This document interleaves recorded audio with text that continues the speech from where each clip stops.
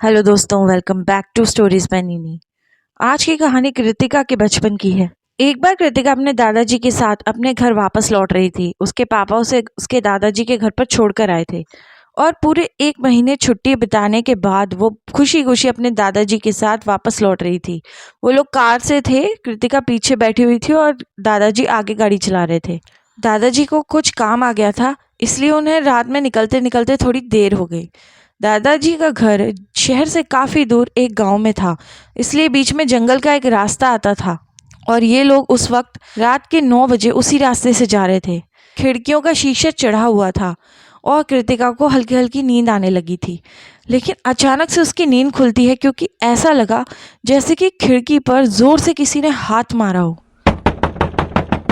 ये बहुत ही अलग सी आवाज़ होती है और कृतिका उसे सुनकर एकदम से खिड़की के बाहर की तरफ देखती है तो उसे एक बच्चा दिखाई देता है। वो जोर से चिल्लाती है और कहती है, दादाजी देखो बच्चा। दादाजी पलटकर कोई जवाब नहीं देते और चुपचाप गाड़ी चलाते रहते हैं। तभी कृतिका अपने आसपास नजर दौड़ाती है और देखती कई सारे छोटे छोटे बच्चे उनकी कार के चारों तरफ दौड़ लगा रहे हैं। कृतिका अपने दादाजी से कहती है, दादाजी देखो यहाँ कितने सारे बच्चे हैं। दादाजी उसकी बात पर कहते हैं, कृतिका बेकार की बातें मत करो और मुझे गाड़ी चलाने दो। दादाजी का ऐसा रूड बिहेवियर देखकर कृतिका की आंखों में आंसू आ जाते हैं और वो रोने लगती है। खैर कुछ समय बाद वो अपने घर पहुंच जाती है और उसे रोता देख उसके पापा को लगा कि शायद इसे भूख लगी होगी इसलिए रो रही है, तो वो उसे प्यार करने लगते हैं। फिर घर पे दादाजी कृतिका से प्यार से गले मिलते हैं तो कृतिका सब कुछ भूल जाती है और वो खुशी खुशी अपने कमरे में चली जाती है सोने के लिए। लेकिन रात को अचानक फिर से उसकी नींद खुलती है और वो भी किसी छोटे बच्चे के हंसने की आवाज़ से।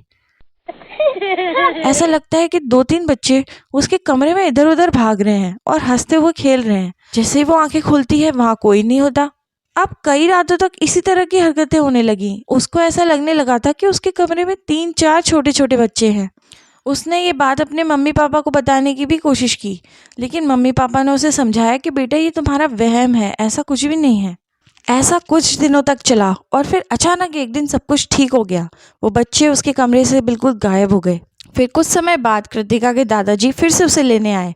कृतिका इस बार अपने दादाजी के साथ जाने के लिए बहुत ज़्यादा खुश थी। इस बार जब वो उसे अपने गांव ले जाने लगे, जो पिछला जंगल का रास्ता था वो उसे वहां से न ले जाते हुए एक बड़े घुमावदार रास्ते से लेकर गए। जब कृतिका ने पूछा, दादाजी आप इस बार मुझे जंगल के रास्ते से क्यों नहीं ले जा रहे, तो दादाजी ने बताया कि बेटा बस ऐसे ही। दरअसल बात यह है कि जब हम पिछली बार उस रास्ते से गए थे तो मुझे बाद में पता चला कि दरअसल उस रास्ते में बच्चों का एक कब्रिस्तान पड़ता है। जो छोटे बच्चे बड़े नहीं हो पाते ना, उनको वहीं पर दफना दिया जाता है। ये सुनकर कृतिका शॉक्ड रह गई।